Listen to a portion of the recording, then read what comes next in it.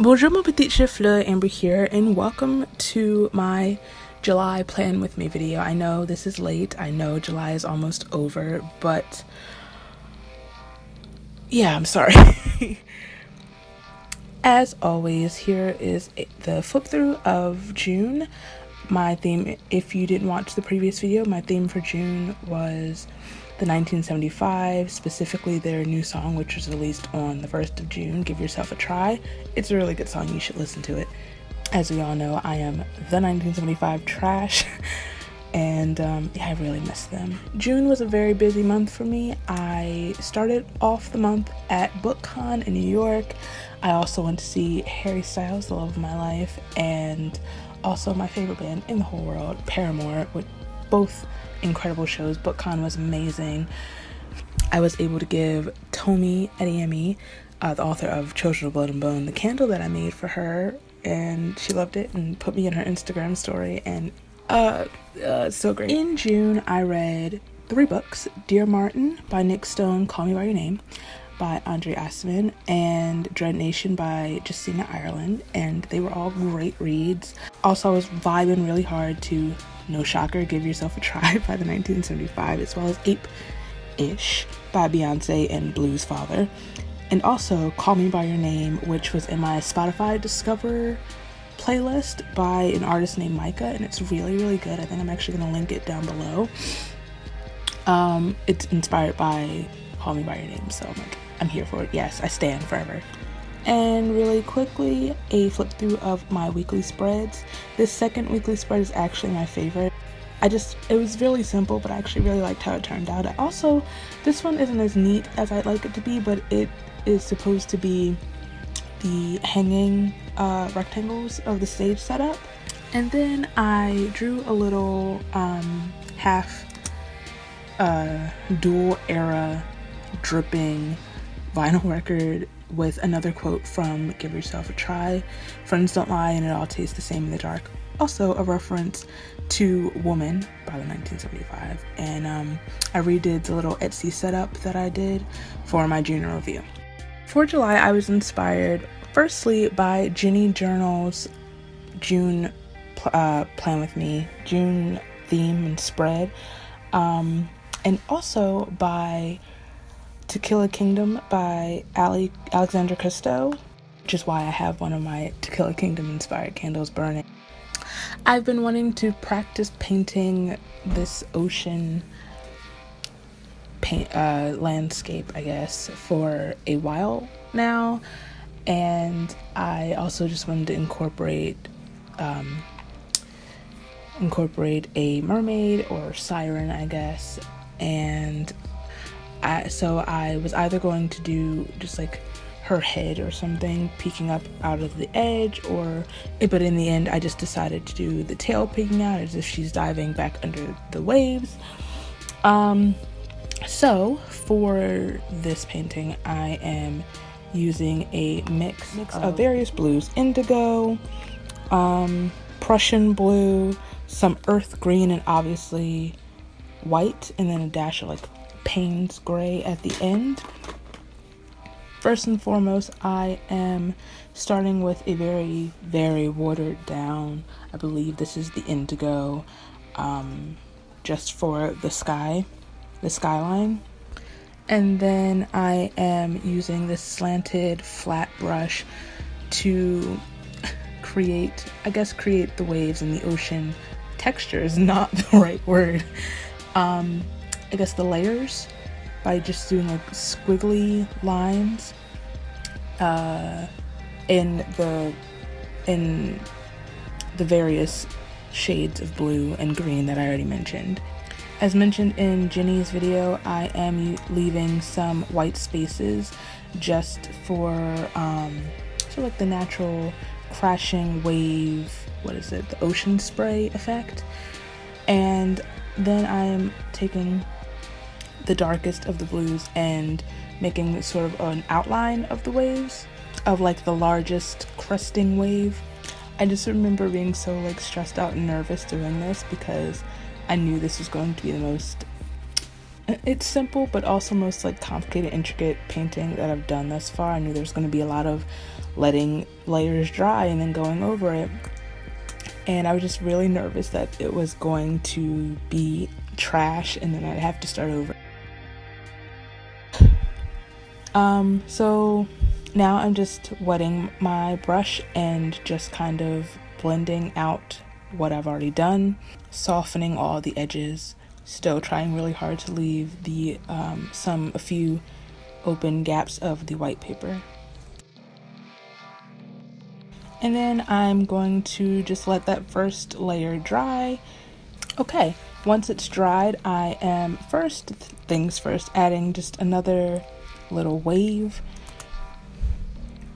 and then continuing my squiggles and just adding more depth and dimension to my ocean. This is the point where I add the Payne's gray to add depth, like I said, and really outline that top wave. And once again, I'm just gonna wet the brush and soften all of that. And basically this is just going back and forth, doing the same steps over and over again. It takes a lot of patience that I didn't know I had.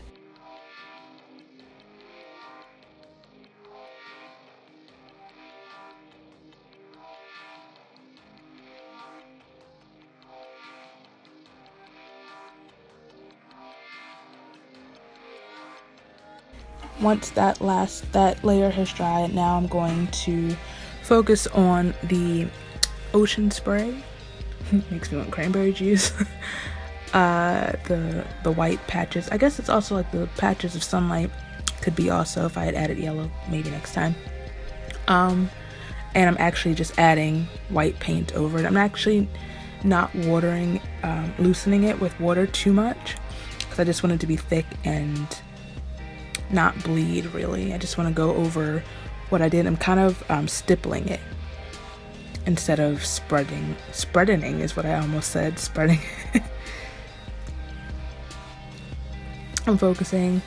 I'm also focusing some of that right under where the wave would crash down. I don't know. I really don't know what I'm doing. I'm just winging it. I'm taking a very fine brush and like I said, like dotting some white around where it would be spraying up at like around the mermaid's tail, or right where her tail goes into the water, the top of the waves. Like I said, winging it. And now I'm actually going to mix some of that earth green and the Payne's gray to actually fill in the mermaid's tail. I didn't want to go super Little Mermaid bright green, but I also didn't want her to just look like a whale or a fish. So I wanted to meet somewhere in the middle, you know? So now I'm just taking my metallic marker pen and outlining the circle that the whole painting is inside of.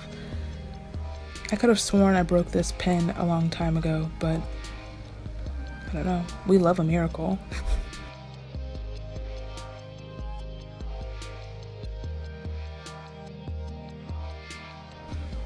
And I'm taking my gold Jelly Roll pen to add some accents to the tail of the mermaid, because like I just said, I didn't want it to just look like any old ocean animal.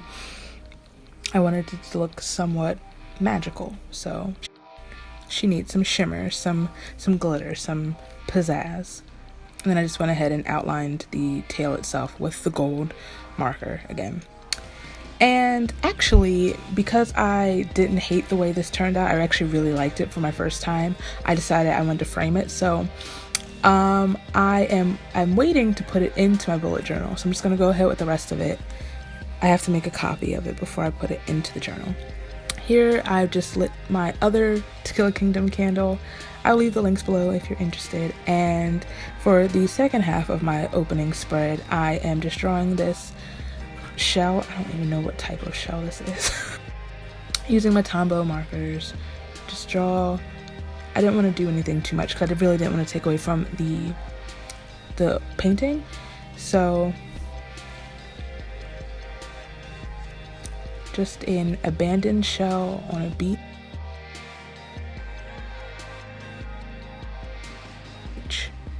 And of course I'm going to outline it with my fine line marker so you can actually see the shape and definition of it, and it's not just some weird splotch of taupey brown.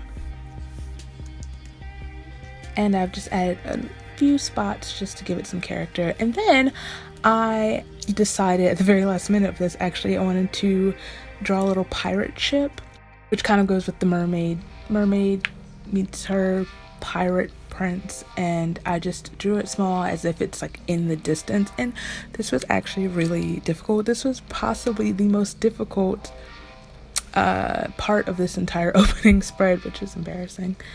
And aside from the opening aside from the painting itself, I kind of wanted the theme for this month, like the color scheme, to be very simple, mainly just black and white and gold. So you'll see that a lot through the rest of this. Yeah, there's not a lot of actual color happening. Okay, and we are spicing it up for this monthly calendar. Usually I will either draw a standard calendar, or I've been doing the rectangles recently, but this time, because it's an ocean theme, obviously we are going to do 30 days, half September, April, June, November, 31 little shells. And I can't draw so these shells are awful.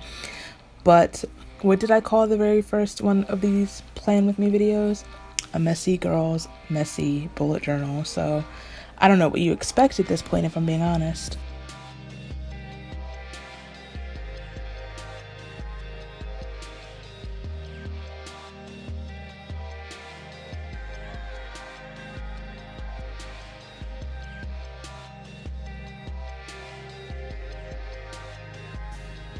My camera cut off somewhere where I was adding in my important dates, and the only important date this month is Beyonce at the end of the very last day of the month. So great.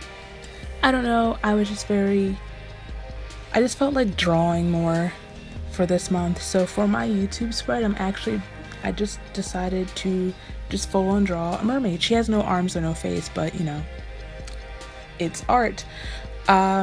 Initially I was just going to do the tail, but it just kind of kept evolving, and I don't hate it, so sweet. Like I said before, I just wanted the color scheme to be very simple, very not monochromatic, because there are pops of gold in there also, but very black and white. So I'm not coloring her in very much, and I kind of really like how that looks, especially the fact that it's just black and white, no face, no arms, not very detailed, but I did go a little ham with her hair.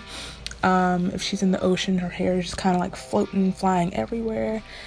And I did add a lot of gold accents to her hair because she's a mythical, magical creature, so why wouldn't she have gold hair? And then for my Etsy tracker, I just drew a few sand dollars to accent the page, but other than that, as always, it's just very simple. This month I have poured all 3 of my Children of Blood and Bone inspired candles, so that's really exciting and I love them. As for my books this month, I just went back to the standing layout, and I can't draw for my life. Okay. This month, I plan to read The Bells by Danielle Clayton. As of the time you're watching this, I've already read it. Also, 2 sequels that I'm very much looking forward to: Smoke in the Sun by Renee Attia and Legendary by Stephanie Garber, and Emergency Contact, which is what I'm reading right now as I am recording this. And I just went back and added a little bit more gold to our mermaid, and actually at the bottom of this I wanted to just add another mermaid tail because why not? And just I added some big bubbles that I would add any songs that I was loving into. I don't know if I've found any yet this month. And I actually did go ahead and color the tail in for this one just because there was like no other color going on anywhere else. For my savings tracker, I went ahead and drew some ship steering wheels. I don't know, they're ugly, it's fine. Just to dictate like the different things that I'm saving for, and then just have the little tracker that I could fill in how much I've saved, how much I need to save. And this month's focus is my trip to Burbank for the Once Upon a Time convention, my Children of Blood and Bone tattoo, which I am hoping to get before October, and also my birthday. So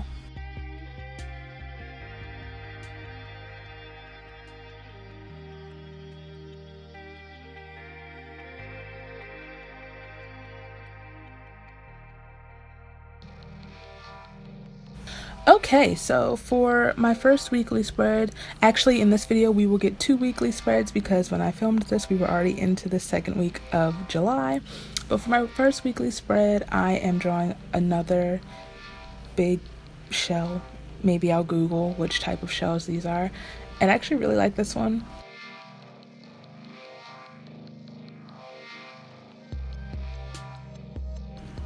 And then on the opposite page, I am drawing a jellyfish, which is actually one of the things I am afraid of in this world. But this one turned out really cool looking, so I'm impressed.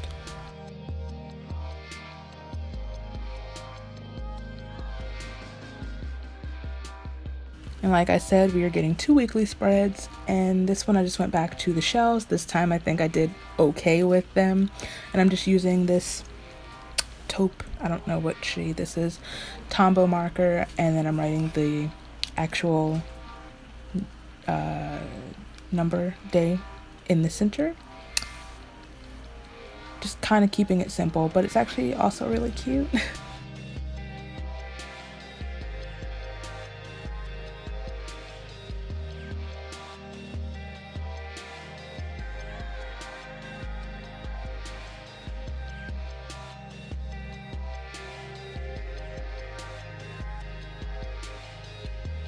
So for my flip through of the month, I just clipped my painting in until I can actually place it in, and I'll just insert the quote that I plan on adding. But yeah, here's the flip through of my month for July. I hope you liked this video. If you did, please give it a thumbs up. I very much appreciate it. If you like me, feel free to subscribe. All my places are down there, so you can follow me and I'll follow you back, and I'll see you soon. Bye!